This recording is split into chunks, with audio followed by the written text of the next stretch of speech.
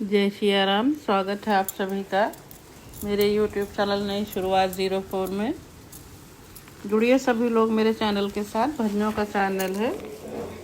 भजनों के साथ साथ मैं कभी कभी कुछ थोड़ी बहुत आध्यात्म से जुड़ी हुई जानकारियाँ भी आप लोगों के साथ शेयर करती हूँ, छोटे छोटे ब्लॉग के रूप में। वो भी आप लोग सुनिए, देखिए, अच्छे लगें, पसंद आए तो लाइक करिए, शेयर करिए। और अगर अभी तक मेरा चैनल आप लोगों ने सब्सक्राइब नहीं किया है तो वो भी करें आप लोग। धन्यवाद सभी को। आज मैं आप लोगों से बात करूंगी सुंदरकांड के विषय में, जो भगवान हनुमान जी को समर्पित है। ये श्री रामचरितमानस का 5वां अध्याय है। सुंदरकांड के नाम से जाना जाता है। अब आजकल जेठ का महीना चल रहा है, तो आजकल तो खासकर ही विशेष रूप से इसकी पूजा, इसका पाठ किया जा रहा है हम लोगों के घरों में। हर मंगल, हर शनिवार, वैसे भी आदमी करता है साल भर, लेकिन जेठ का महीना खास तौर से भगवान हनुमान जी को ही समर्पित माना गया है। तो इस समय लोग ज़्यादा से ज़्यादा इनका पूजा पाठ करते हैं। भजन कीर्तन भी होता है। कोई छोटे स्तर पे करता है, कोई बड़े स्तर पे, जैसे जिसकी सामर्थ्य होती है उस हिसाब से लोग करते हैं इनकी पूजा पाठ। ये जेठ के महीने में, तो इसी के विषय में आज मैं आप लोगों को बताऊंगी। इसका पाठ करने से हमारे अंदर जो सकारात्मक ऊर्जा होती है उसका विकास होता है। सकारात्मक ऊर्जा के लिए एवं नकारात्मक शक्तियों अथवा भय को दूर करने के लिए बहुत सारे देवी देवताओं की पूजा की जाती है, परंतु सबसे ज़्यादा जो लोकप्रिय है वो हनुमान जी की पूजा है।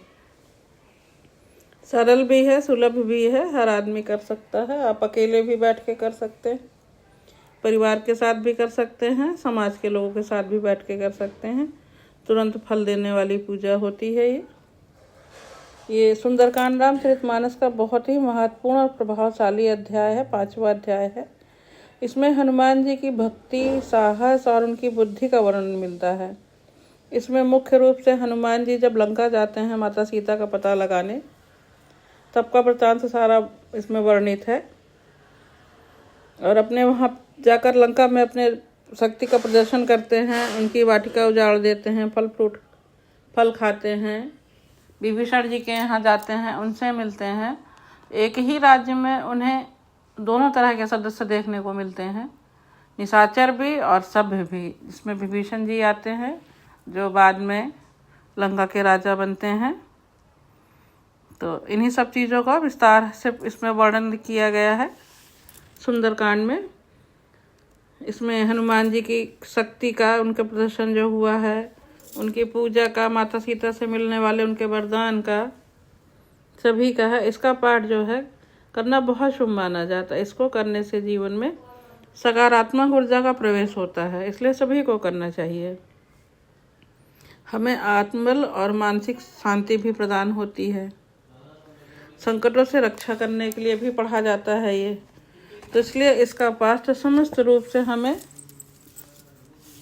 संकटों से बचाता है, भय से बचाता है, सभी जो भूत प्रेत से सबसे रक्षा करने वाला माना जाता है। एक ऐसा हथियार है आध्यात्मिक जो सब तरह से हमारी रक्षा करता है और मानसिक रूप से हमें मजबूत बनाता है।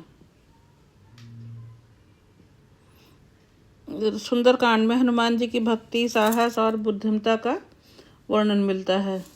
इसको आप पढ़ें तो बहुत ही फलदायी होता है। सुंदरकांड का पाठ जीवन में सब सकारात्मक ऊर्जा लाता है,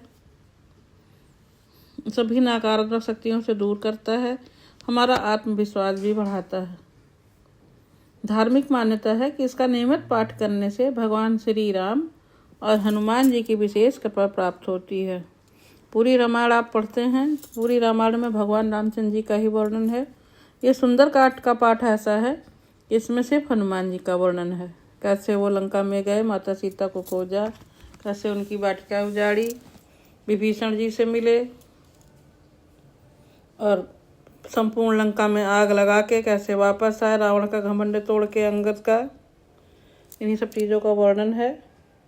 जीवन की समस्याओं का कैसे सामना करना चाहिए ये भी इस पाठ से आप सीख सकते हैं।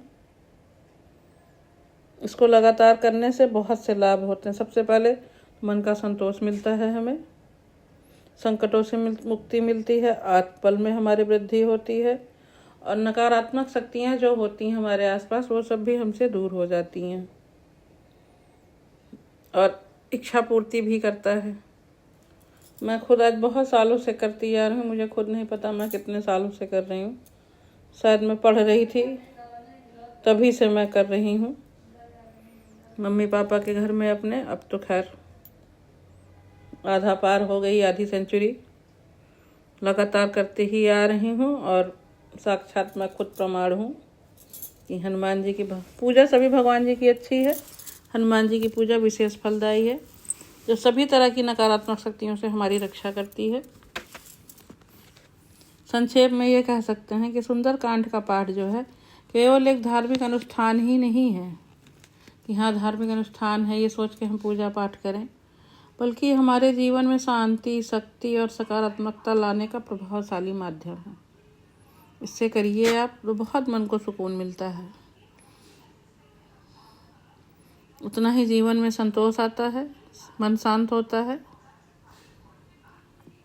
और नियमित रूप से जब आप इसका पाठ करने लगते हैं, मैं ये नहीं कहती हूँ कि आप रोज़ करिए, आप मंगलवार को करिए, शनिवार को करिए, ना कुछ ज़्यादा करिए, 1 घंटा आधा घंटा बैठ जाइए। 1 घंटे में मेरे हो जाता है पूरा ये पाठ। जब आप इसको नियमित रूप से अपने जीवन में करने लगेंगे तो आपको बहुत लाभ मिलेगा। सुख, समृद्धि और सफलता सभी का मार्ग खुलता है। इसी के साथ समाप्त कर रही हूँ। सभी को जय सिया राम, जय हो बजरंगबली बाबा की।